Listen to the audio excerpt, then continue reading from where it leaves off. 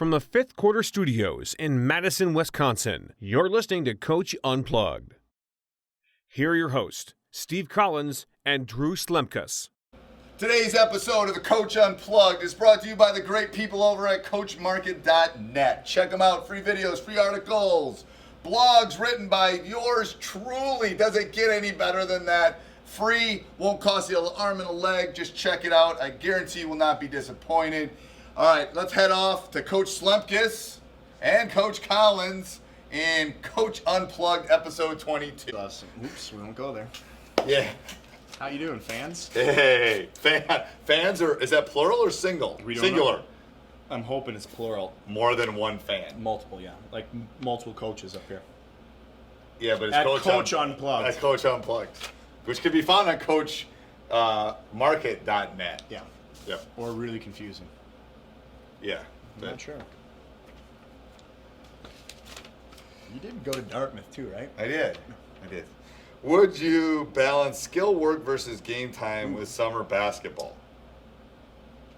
I think this. Let me just start with this one. I think at the younger ages, I'm under the philosophy, and we've had this talk before, that elementary school should be four skill workouts for every one game, and no one does this. Middle school should probably be 3 to 2.5 to 1, and then by the time they get to high school and they're like a sophomore, it probably can be 1 to 1. It still shouldn't be. It should probably still be 2 to 1. Okay.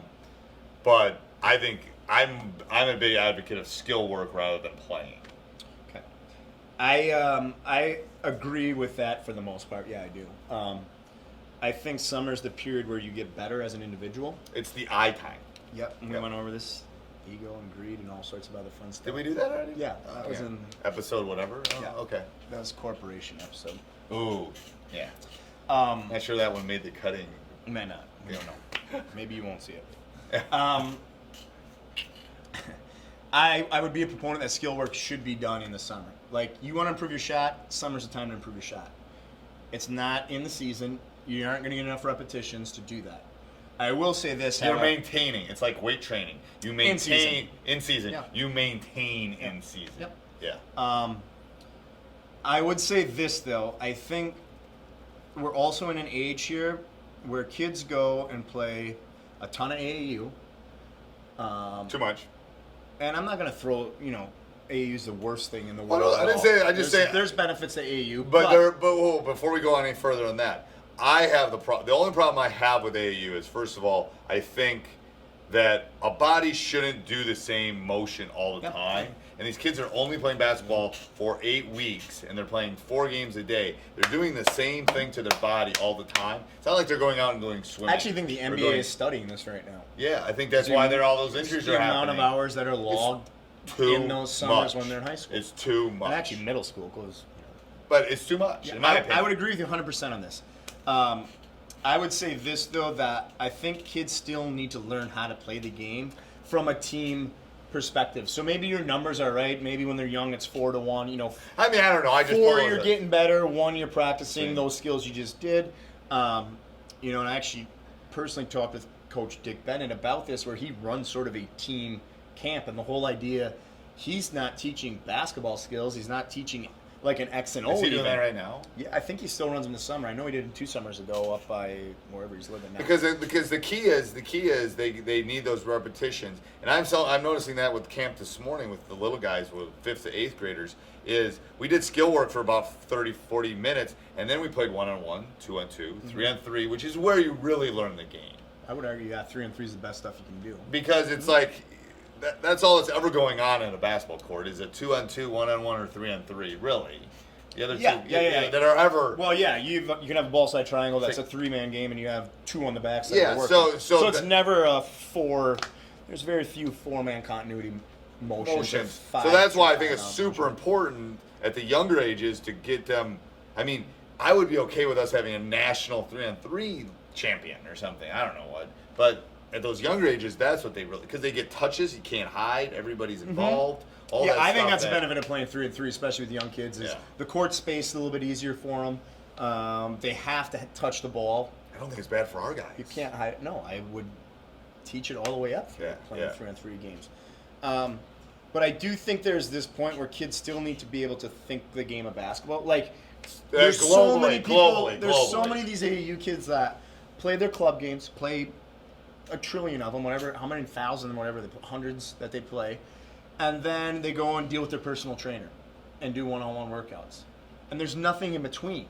Right. And AAU, I'm not going to throw you under the bus, but and part of it is you don't practice every day of the week. You know what I mean? These kids are coming from all these different places. So how much continuity can you really have? Right. How advanced can you be with your X's and O's? But knowing a role, like we've talked about this with a couple of our guys already. In the summer, they're working on stuff that during season, we may never want them to do that in a game because their role is to be the junkyard dog, to be the glue guy, to be diving on the floor. But it doesn't hurt them to do that. To do skill, but they also need to play within the confines of a 5-on-5 game so they understand that roles are important. Right. That the guy who's diving on the floor for a loose ball is as important as the guy who's making the three-pointer to put us up by a point. Right. Like, that doesn't like happen the sophomore that that's in the gym right now playing with the seniors that maybe is trying to make the squad has to figure out, okay, I can where am I belonging, and how to play off of other people and how am I doing that? Yeah. So I think it's a healthy combination of both. I don't know where you got those numbers from, but that seems to be. I don't know if 4 is too much. It's hard to do. I would actually argue it might even be more. I don't remember how many games I had when I was a young kid, but it wasn't. We played maybe a 10 And game, Drew is going. My son's going into 8th, and this summer, since AU started, I've really tried to get to 3 to 1, and it's been. I mean, I have access to a gym. I have a court in the backyard. It has been really hard to get to 3 to 1. Really hard, because he plays so many games. Yep. But and I also say I think it's helped his game. But no doubt, I'll say this for the kids too, the athletes too. Skill development, you're not going to get better in that 1 40-minute hour session with your specialty coach that your parents are taking you to. It's you going home after that and getting up 500 shots. Yeah. Pounding the ball for 30 minutes and working on ball handling. I tell it's not done in that one fancy session. No. It's done with when no one else is watching, when no one else is paying attention, and you're just going out there and doing it yourself. And I tell the people that I work out, I say and I tell parents this, I'm giving you a tool. Here's the tool. You can come watch. I can't train you 6 hours a day. I can't train you every day. First of all, your parents can't afford it. Second of all, I don't have the time. There's lots of things. This needs to come from you. Yes. So I actually talked about that at camp today. I said, we did a dribbling thing where they had to do 250 different types of dribbles, like power dribbles, fake crossovers, all these things. I said, now I gave you that tool. Go home and use it. Some of you I will see tomorrow. Some of you I won't see till next week.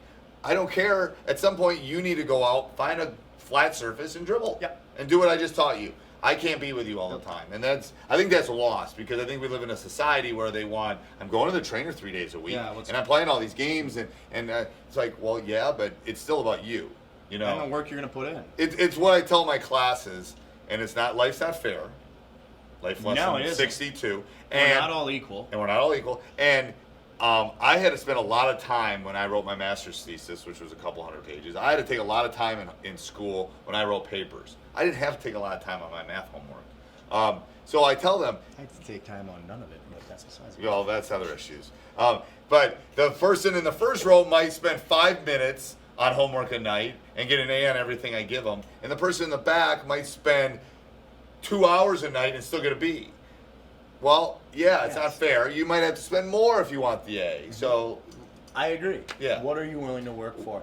And I would also say this. And there are some caps as far as athleticism. But certainly, you're limited to where you can get to. Yeah. From a coach's perspective, when you're thinking about those skills that you want to teach, the drill needs to be one that the kid can take outside of the gym. Yes. Not just this fancy thing that looks good because you got 900 cones on the court and you're doing 8 different cuts off of this just to get a simple jump shot up.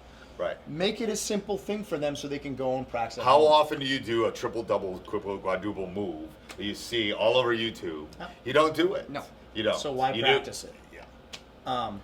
And unless it excites you. Now there is a theory of thought is I'm going to do those. I'm going to teach those because it's going to keep them interested. If it keeps you interested in working on your game, then go ahead and do them. But you're not going to do them in a game very often unless you're Stephen Curry. you're just not. Yeah, and you're I not mean, Stephen Curry. Let's be really, really well, honest. there is What I a think- Stephen Curry out there watching us right now. Somewhere, there's another Stephen Curry. Just like there was another LeBron, there's another Michael, there's another Magic. There's always somebody coming. Yeah, There's the this next athlete, you're saying. Yeah, there's Yeah. another 8-year-old out there that can be that kid, person. I would say this: like Stephen didn't practice the between his legs, behind his back, pull up in your eye 3 when he was 8 years old. No. He was practicing farm shooting, simple ball handling drills, Right. getting good with both Pound right and dribbles. left hands. Yeah. If you think you can hit that step back 3, try shooting a left-handed layup first. Right. Because nobody does that anymore. No. It's a lost art It unless is. you're left-handed, and then Yeah. you use your right hand on the right side. But And I think sometimes you want to use the opposite hand, but that's a whole different thing. sure, yeah, there's no Sometimes. doubt, but you have to be able to use But both I hands. didn't learn it that way. You when have I to be learned. able to use both Both hands. Yeah. Yeah, there's inside layups on both sides where you both want to ways, use it. yeah. But again, I think we sometimes overthink it. I think skill development is about repetitions, game-like, hard It's about you, repetitions. a ball, and then you work and a it. basket. Yeah. It's Guess all who it my is. personal trainer was when I was growing up? Me. Me. And my dad would give me some hints. He was a coach, so he gave me some tips. But it was literally me in my front yard spending hours. I used to just walk doing- down to the park with my milk jug full of water And go get them up. and go and a boombox about the size of the Grand Canyon, and I'd walk down and I'd work out and I'd come home and go mow the lawn probably. So Yeah. How do you feel about the 70s as a decade? Is this Well, when you're doing this, or was this 80s? I was born in the 70s. Yeah. So we'll talk about decades. We'll add that to another podcast. So this is it for Coach Unplugged. I won't say CoachMarket.net, but Coach Unplugged.